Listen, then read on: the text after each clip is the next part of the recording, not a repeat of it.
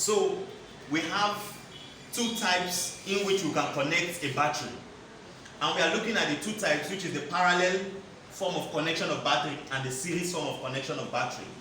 Now, if this battery is 3 volts and 2 amps, to connect it in parallel, I have to connect the positive to the positive to the positive and bring it out, and connect the negative to the negative to the negative to bring it out.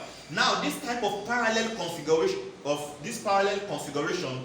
will give me 3 volts. It will still be the same 3 volts because the configuration of one battery is 3 volts and 2 amps. So if I connect it in parallel, it will give me that same volt, but the amps will be increased.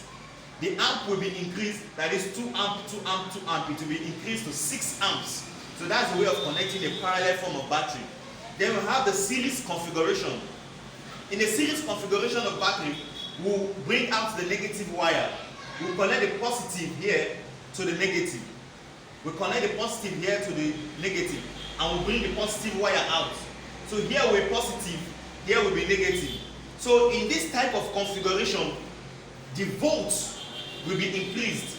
This volt will be increased to 9 volts, but the amp will still remain the same as 2 amp. So in this type of series configuration, the voltage will be increased, but the amp remains the same.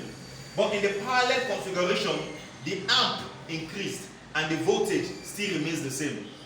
In our next video, I'm going to explain how to calculate amps and what is amps. So that is that about the parallel configuration and the series configuration. Thank you.